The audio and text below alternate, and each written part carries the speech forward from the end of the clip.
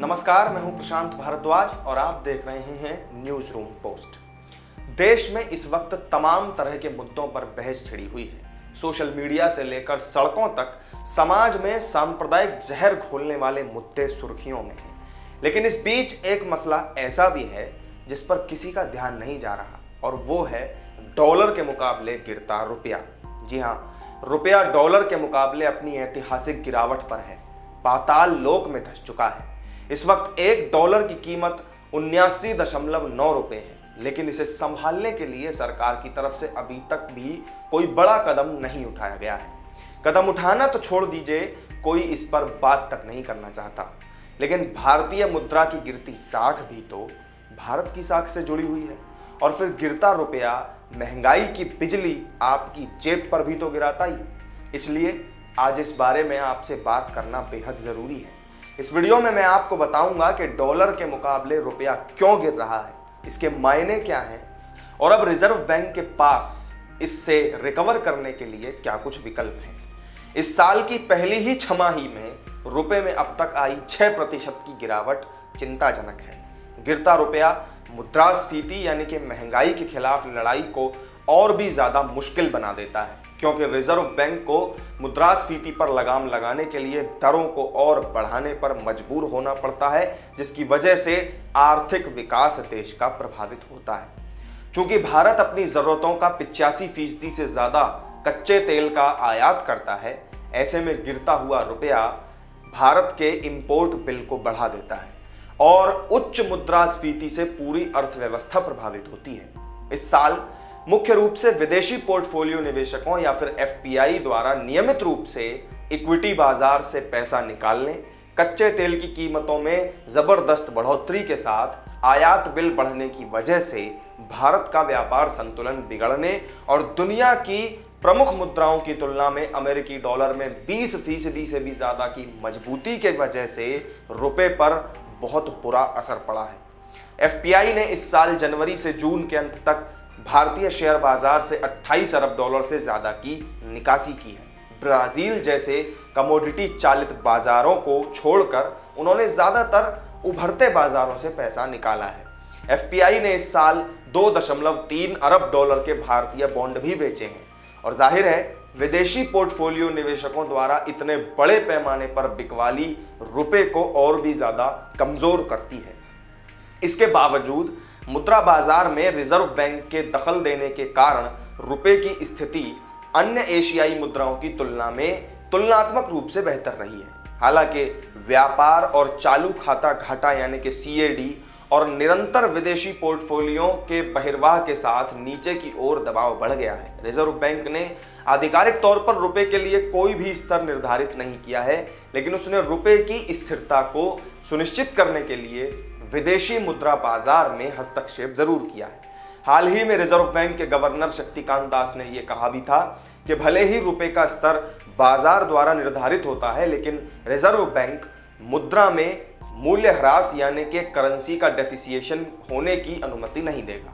इसी तरह 24 जून को डिप्टी गवर्नर माइकल पात्रा ने एक उद्योग सम्मेलन में भारतीय रुपए के स्तर पर रिजर्व बैंक की नीति के बारे में कहा था कि हम इसकी स्थिरता के लिए प्रतिबद्ध रहेंगे और हम यह काम निरंतर कर रहे हैं।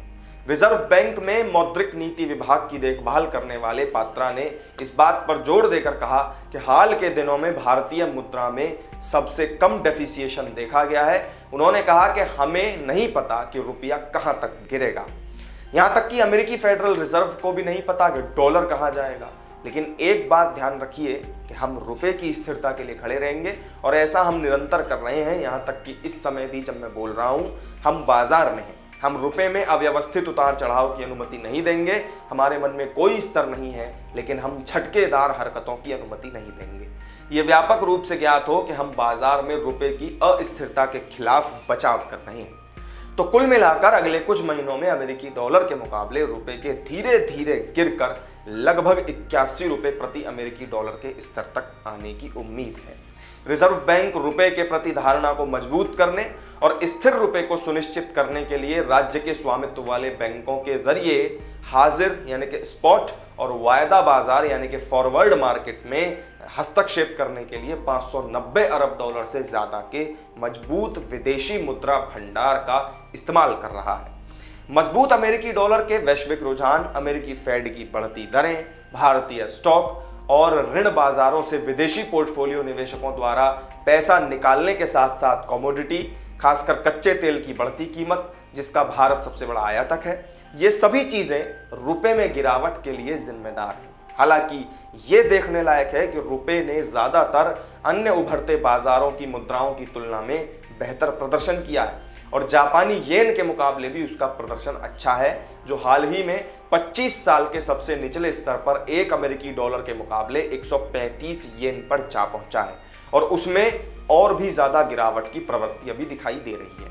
सरकार भी रुपए की इस गिरावट और घरेलू महंगाई पर इसके प्रभाव पर अंकुश लगा रही है। सोने पर इंपोर्ट ड्यूटी यानी कि आयात शुल्क में इस महीने की शुरुआत से 5% की वृद्धि करके सरकार ने सोना आयात पर अंकुश लगाने की कोशिश तो की ही है, साथ ही डीजल, विमानन ईंधन और गैसोलीन जैसे पेट्रोलियम उत्पादों के निर्यात पर भी कर लगाया है यानी टैक्स लगाया। ये सभी उपाय बढ़ते व्यापार घाटे, भुगतान के असंतुलन और चालू खाता यानी कि करंट अकाउंट घाटे को नियंत्रित करने के लिए किए गए हैं। एक अनुमान के मुताबिक वित्त वर्ष 2023 के लिए चालू खाता घाटा भारत के सकल घरेलू उत्पाद यानी कि जीडीपी का 2.9% से 3% तक बढ़ सकता है, जो रुपए पर और भी ज्यादा दबाव डालेगा।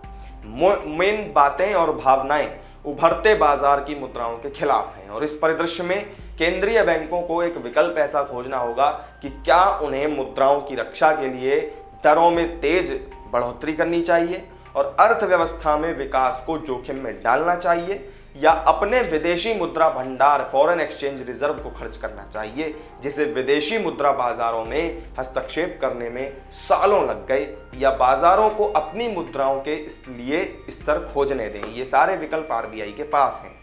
एक बहुत ही अस्थिर और अप्रत्याशित वातावरण में रुपए के अवमूल्यन को सुनिश्चित करने के लिए रिजर्व बैंक अपने सभी साधनों का इस्तेमाल करते हुए एक संतुलन बना रहा है और अगले कुछ महीनों में हम रुपए को एक अमेरिकी डॉलर के मुकाबले 81 के स्तर पर देख सकते हैं। रुपए का अवमूल्यन तब तक जारी रहेगा जब तक कि वैश्विक स्तर पर महंगाई बढ़ती रहेगी और वैश्विक केंद्रीय बैंक दरें नहीं बढ़ाएंगे। एक बार जब हम महंगाई में गिरावट देखेंगे तो ब्याज दर वृद्धि चक्र भी बदल जाएगा और फिर हम उभरते बाजारों में ब्याज फिर से बढ़ते हुए देख सकते हैं।